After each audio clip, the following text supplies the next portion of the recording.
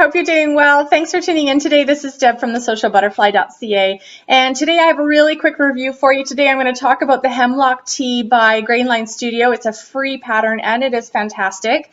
So I want to talk to you about that. I've just put my dogs outside, so they're going to come scratching at the door any moment, so I may have to pause and go get them, but we'll wait and see. It's snowing out and it's pretty chilly, and they're about 6 pounds a piece, so they don't last very long outside. So we'll see how they do. So the Hemlock Tee is a free t-shirt pattern from Grainline Studios. It's a very basic knit top, very boxy. I've got it on. I'm wearing it right now. I'm going to show you in a second. Just a nice slim sleeve and a very boxy, straight silhouette to it. I'm going to put a picture up here so you can see it. And it's lovely. It's a very simple construction. It's great for beginners, or it's great if you've never worked with knits before and this is something you want to get into. And you're a little nervous because it's very simple. It's easy to fit, of course, because it's so basic. Hang on. See, I wasn't kidding when I said it was snowing. Hey, is it cold out there? Yeah? Okay, you better go. All right. Sorry about that. Okay, Hemlock Tee. So yes, great beginner pattern. It has 4 pieces. It has the front, the back, the sleeve, and the little neck binding. Couple things for beginners. If you are a beginner and you're thinking about sewing this pattern, and I do recommend you do because it is free. You simply go on to their website, download it, print it, and if you've never printed a pattern, don't let that freak you out. It's you do have to tape several pages together, and once you've taped them together, you can cut them out because it's only one size, so you don't really need to save the original and copy it. And it's quite relaxing. I usually will take printed patterns down into my studio, grab a glass of wine, and just sit and tape them together. And it's really quite relaxing. But if you're going to sew this, a couple things you want to remember about sewing knits, if you don't know this, make sure that you're using the right needle for your fabric. So obviously knits are stretchy, and you need to use a stretch needle or a ballpoint needle so that you don't ruin your fabric. Don't use just whatever needle is in your machine. You have to actually change your needles. And I'm going to talk about this. I have a video that I'm going to be releasing soon on the 5 things that you need to do to reduce 99% of your sewing machine frustrations. And that's one of them, which I'm going to talk about the needles. So make sure you have a stretch needle in your machine before you start sewing this.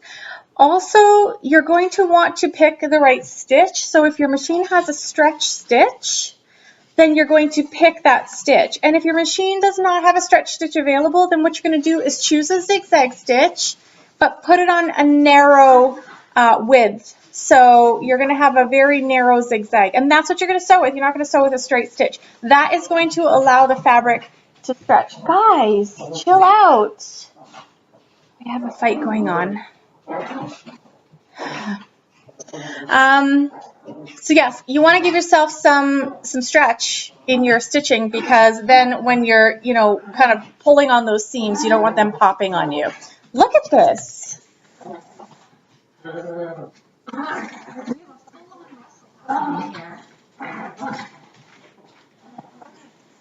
Okay, guys, hey. That's not, chill, relax, it's okay. Just relax. Okay, so let's get into the pattern. Like I said, it has 4 pieces, a front to back, a sleeve, and the neck binding.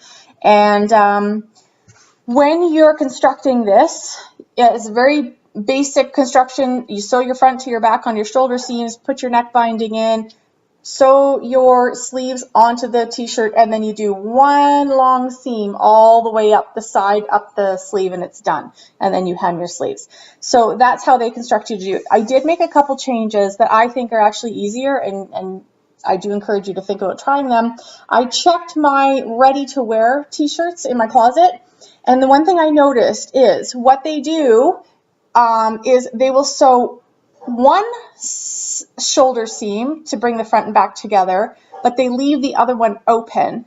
Then they sew the neckband in, and then they sew the shoulder seam up. So they sew it all up in one swoop. And what you'll notice on mine is that you can see that the seam does come right up to the neckline. So the whole point of sewing the shoulder seams first and then putting the neckband in is you'd have no seam right there. But what I do is I actually then iron that seam flat and I put some tacking stitches in there in the same color thread. So it's really not that noticeable. Honestly, it's going to be noticeable to you because I just pointed it out now, but it really is fine. And it's easier. The construction of that is so much faster and so much easier. So that's just how I do my knit shirts all the time. If I can, if there's shoulder seams, I do one seam, put the neck binding in, and then do the other seam and finish it up. The other thing that I did do too is you will sew the sleeve up and then you'll hem it. But I find sometimes, and this is actually still kind of too wide for me.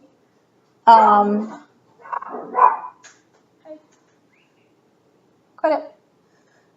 It's still a little bit too wide. So I actually did take this in a little bit more in the pattern for the next one.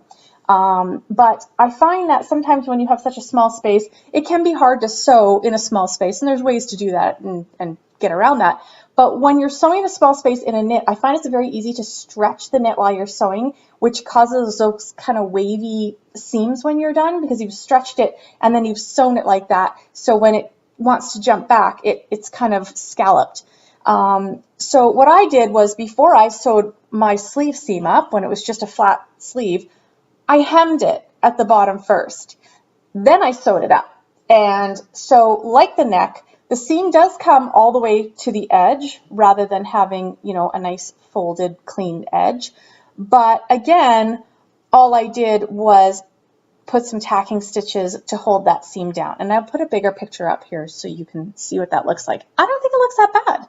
And I mean, really, you'd have to come awfully close to inspect that to see that, oh my God, I have the seam coming right up to the edge of the fabric.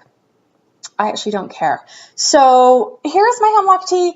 Like I said, it's a very boxy t-shirt. Now I've gone ahead, I shortened this. I don't remember if I mentioned this to you or not, but I did shorten the length of this because I'm quite short. I'm 5'2". And it's a bit too short for me. So I've added the length back in and I've actually made it longer in the back and gave it a bit of a scoop in the back. So the next ones that I do will be kind of straight across the front, but when I turn around, they'll sort of have that scoop that goes on. So it'll be kind of lower down on the bum, cover the bum a bit. So here it is. So it's just, as you can see, just super boxy. Fitted sleeve. The sleeve in the pattern is a short sleeve, so it's a bit shorter. It comes above the wrist. I added 2 inches of length to this sleeve, and like I said, I actually even tightened this up a little bit more in the following ones. But yeah, you can see it's just a super comfy t-shirt. And I had this in my stash, so whenever I take something out of my stash and I can't remember what I paid for it, I call it free. So it was a free shirt I got because this stuff has been in my stash forever. But I was at Fabricland a couple weeks ago and they had all their knits on. Buy 1 meter and get 3 meters free, and 1 meter was $10. So basically it was $2.50 a meter. So I bought 8 meters of various colored knits, and I'm going to make this again and again and again because it's just so simple and easy and it's great. I mean, we did a pajama pant class. Some of my classes, we were doing pajama pants, and this would be great if you wanted to do a full set and you like the t-shirt and flannel jammy pants. You could do this pattern for the top and then do pajama pants for the bottom. So, guys, hey, stop it.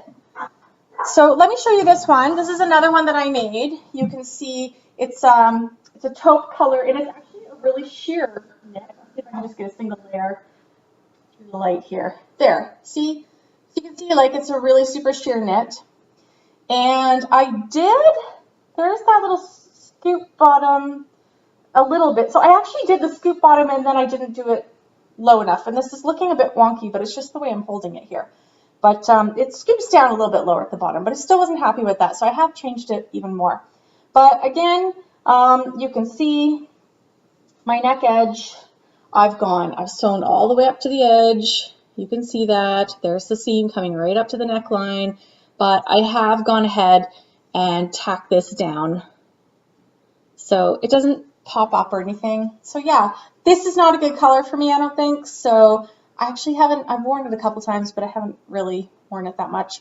But just such a great shirt. So yeah, if you're looking to play with knits, want to go to your local store and find something nice and cheap and on sale, grab, I think 1.1 meters is what I have written down. So that's what it took me, 1.1 meters. So grab a meter, 1.2 to be on the safe side, and download this pattern, print it out, and give it a go. And if you make it, let me know. Leave a comment for me. Or if you're trying to make it and you have questions, leave me a comment, and I will try and help you through. I'll send you an email and give you some advice and some tips. And yeah, that's all I can think about this pattern. I really like it, so I really, really think you should try it if you haven't tried it already. I will link the website in the comments as well, so you can find it nice and easily. So that's it for me. I hope you are all going to have a wonderful rest of your week. It's snowing here today. It's end of February, or getting close to the end of February, and it's snowing again. And I saw a rabbit run through the garden behind my office as I was leaving today, and it was still pure white. So I think we're in for the long haul. So luckily, I'll be reviewing the Halifax hoodie next because I still need nice warm hoodies. So I'm going to review that one. And I have just placed a fabric.com order for a whole bunch of French terry. So I'm still in winter mode and making cuddly, warm, cozy things. So that's it. I hope you all have a great day, and I will talk to you very, very soon. Don't forget to hit subscribe, and I will see you soon. I'll have a new video for you shortly. Take care. Bye.